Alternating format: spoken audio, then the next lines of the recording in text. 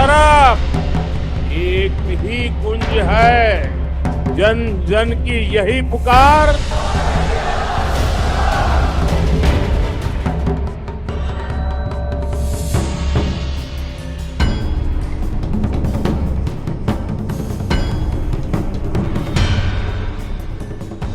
PM Modi के लिए प्रभु राम भारत की प्रतिष्ठा है, प्रवाह है, आग नहीं ऊर्जा है। लेकिन 138 साल पुरानी कांग्रेस के लिए क्या है? पीएम मोदी के लिए प्रभु राम विवाद नहीं, समाधान है।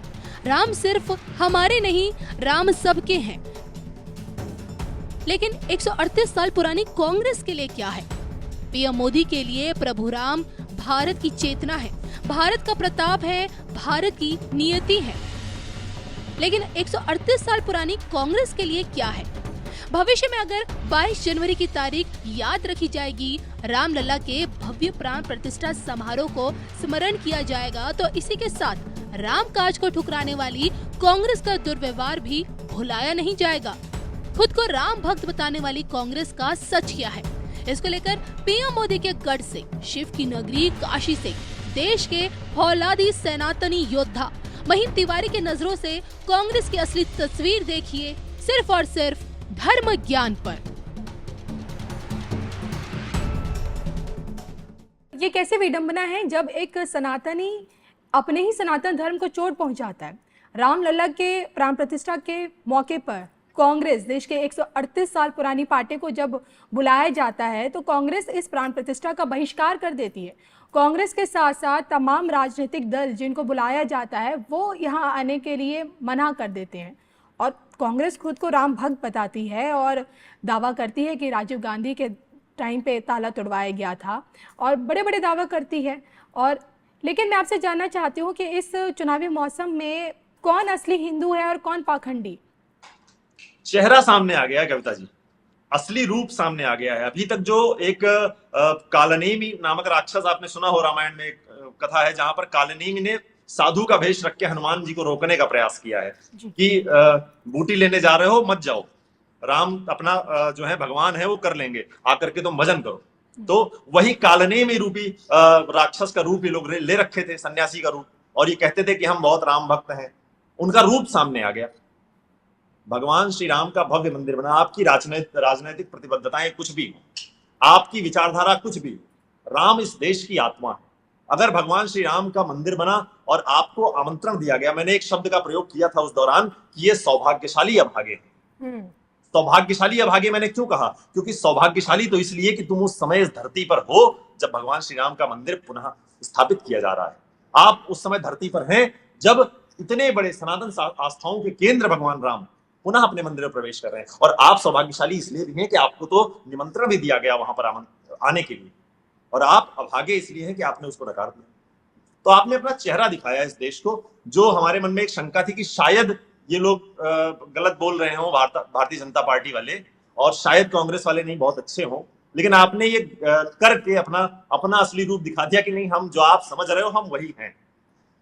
वो जिस प्रकार की बातें उस समय की गई कि नहीं ये तो राजनैतिक कार्यक्रम किया जा रहा है, अरे राजनैतिक कार्यक्रम हो, मैं कह रहा हूं कितना भी मेरे विरोधी का कार्यक्रम हो, किसी मेरे विरोधी ने अगर भगवान राम के नाम पर कुछ भंडारा ठान रखा हो, छोटा मोटा कार्यक्रम भी कर रखा हो, मैं चला जाऊंगा उसके यहाँ, क्योंकि मुझे विरोधी से मतलब नहीं है, मुझे मेरे राम से मतलब।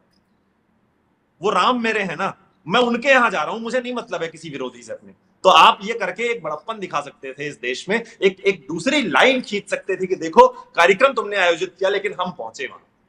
लेकिन दुखद ये है कि नहीं पहुंचे। और दुखद क्या है, रूप सामने आया किसी का तो वो दुखद भी नहीं है, वो मेरे लिए तो व्यक्तिगत रूप से सुखद है कि आपका असली चेहरा देश ने देख लिया।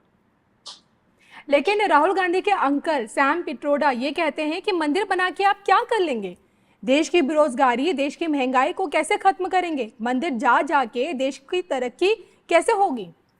1 करोड़ दर्शनार्थी पिछले 48 या 50 दिनों में अयोध्या में आ चुके हैं। तो श्रीधाम अयोध्या में अगर एक भगवान श्री राम का भव्य मंदिर बना तो इतने ही दिनों में अगर 1 करोड़ लोग पहुंचे, तो आप सोचिए ना कि अयोध्या और अयोध्या धाम के आसपास जितने स्थान हैं वहां पर क्या, अच्छा मतलब वो चाहते हैं सैम पित्रोदा कि उनके आसपास जो हैं उनके लोगों को रोजगार मिल जाए। क्या अयोध्या धाम में जो लोग रह रहे हैं इतने वर्षों से, श्रीहीन अयोध्या में रह रहे थे, उनका उत्थान हुआ, वो उनके लिए खुशी की बात नहीं है? मैं कहता हूं आप छोड़ दीजिए धर्म की बात, आप राम की बात छोड़ दीजिए, आप श्रीधाम अयोध्या में जाकर के देखिए कि कितनी अच्छी जो है व्यवस्था वहां पर हो गई है, किस प्रकार लोग प्रसन्न हैं वहां के, अपनी जमीनें लोगों ने दी हैं और खुश, क्योंकि उनको इतना मुआवजा सरकार ने दिया है उसका।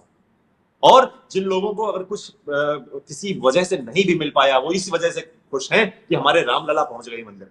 तो आप समझिए ना कि ये देश, आप पूरे दुनिया के अलग अलग देश देखते हैं, आप सभी देशों से भारत की तुलना नहीं कर सकते। भारत की तासीर अलग है, भारत में नफरत नहीं ज्यादा दिन तक रह सकती। यहाँ की तासीर ऐसी है कि धर्म जब जो है वो राजनीति का हमेशा सहायक रहा है। हमेशा राजाओं के साथ उनके जो मंत्री हैं, जो उनके राजगुरु हैं, वो हमेशा धर्म के बहुत बड़े पुरोधा हुआ करते थे और उनके राय पर सारी राजनीति, सारा शासन होता था। भगवान श्री राम के भी दो गुरु हैं, गुरु वशिष्ठ और गुरु विश्वामित्र, उनके राय पर सारा शासन होता था। तो ये बात समझनी पड़ेगी। आज भी समस्या बस यही आई, जो पिछले 70 वर्षों से इस देश में शासन में रहे, उन्होंने अपने आप को ही भगवान समझ लिया कि हम ही हैं जो हैं, धर्म वर्म कुछ नहीं होता है। तो ये जो तुष्टीकरण उन्होंने किया, उसका परिणाम भोग रहे हैं और आने वाले समय में भोगेंगे भी। अभी उनका वो परिणाम से मुक्त नहीं हुए, अभी फल उनका समाप्त नहीं हुआ है, कर्मफल, अभी कर्मफल लंबा चलेगा। तो कर्मफल आपने कहा लंबा चलेगा, तो मैं आपसे जानना चाहूंगी, अब जो कांग्रेसियों ने जो किया है रामलला का न्योता ठुकरा कर, क्या अंजाम अब की बार उसे भुगतना पड़ेगा? अंजाम तो देखिए, मैं भविष्यवक्ता तो नहीं हूं, लेकिन जिस गर्त में वो जा रहे हैं उस गर्त में और नीचे जाएंगे। अभी तक जिस स्थिति में थे वो उससे भी खराब स्थिति में जाएंगे, क्योंकि अभी तो और भी ज्यादा उनका चेहरा सामने आया लोगों के सामने, तो अभी तो और पतन बाकी है। अभी एक बहुत अच्छी पंक्ति है कि मुझे स्मरण में नहीं आ रही है इस समय, कि वो कहते हैं कि हम कौन थे, क्या हो गए हैं और क्या होंगे अभी, हम कौन थे, क्या हो गए हैं और क्या होंगे अभी, आओ विचारें साथ मिलकर यह समस्याएं। कांग्रेस को इसकी जरूरत है, उन्हें सोचना चाहिए कि वो कौन थे, क्या हो गए हैं और क्या होंगे अभी। तो ये समझना पड़ेगा उनको। अगर ये उनका जो शीर्ष नेतृत्व है वो नहीं समझेगा तो पतन में जाएंगे। हमारा क्या होगा? हमारी तो संस्कृति, सनातन परंपराएं, सनातन शास्त्र ये उत्थान पर हैं और ये उत्थान की ओर ही बढ़ेंगे।